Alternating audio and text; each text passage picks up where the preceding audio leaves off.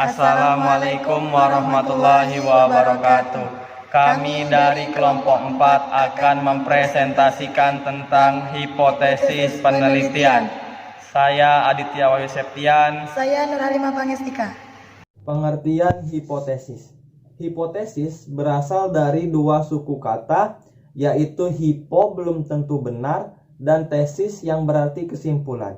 Jadi hipotesis adalah hasil atau kesimpulan yang ditentukan dari sebuah penelitian yang belum tentu kebenarannya dan baru akan menjadi benar jika sudah disertai dengan bukti-bukti.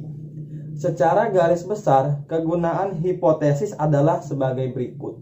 Yang pertama adalah memberikan batasan serta memperkecil jangkauan penelitian dan kerja penelitian.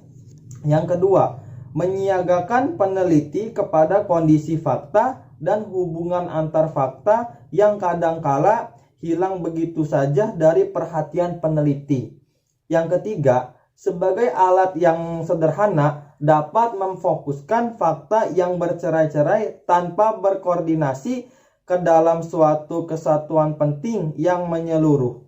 Yang keempat, sebagai panduan dalam pengujian serta penyesuaian dengan fakta.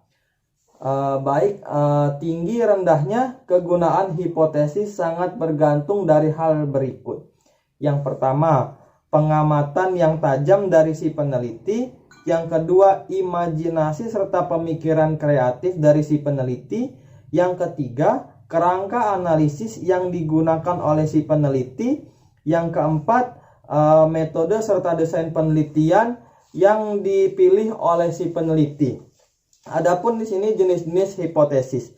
Jenis-jenis hipotesis yang pertama ada hipotesis penelitian, yang kedua ada hipotesis dilihat dari kategori rumusannya atau hipotesis statistik, yang ketiga hipotesis yang dilihat dari keluasan atau lingkup variabel yang diuji.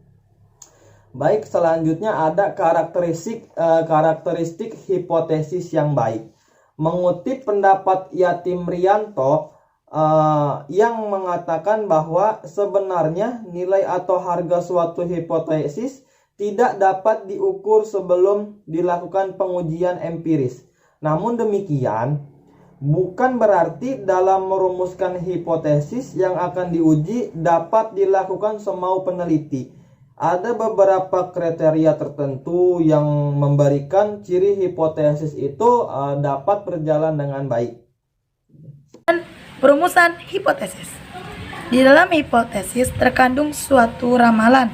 Ketetapan ramalan itu tergantung pada penguasaan peneliti terhadap landasan teoritis dan generalisasi yang telah dibacakan pada sumber-sumber acuan yang akan peneliti lakukan. Menggali dan merumuskan hipotesis mempunyai seni tersendiri. Peneliti harus sanggup memfokuskan permasalahan sehingga hubungan-hubungan yang terjadi dapat diterka. Kemudian dalam menggali hipotesis, peneliti harus mempunyai banyak informasi tentang masalah-masalah yang ingin dipecahkan dengan cara membaca banyak literatur yang dapat menunjang untuk penelitian yang sedang dilaksanakan. Kemudian peneliti harus mempunyai kemampuan untuk memeriksa keterangan tentang tempat-tempat, objek-objek, serta hal-hal yang berhubungan satu sama lain dalam masalah yang sedang diselidiki. Kemudian yang terakhir, peneliti harus mempunyai kemampuan untuk menghubungkan suatu keadaan dengan keadaan lainnya sesuai dengan kerangka teori ilmu dan bidangnya yang bersangkutan. Pendapat lain mengatakan bahwa cara orang-orang merumuskan hipotesis itu tidak ada aturan umumnya. Namun, dapat dikemukakan saran-saran sebagai berikut. Yang pertama, hipotesis hendaknya menyatakan pertautan antara dua variabel atau lebih.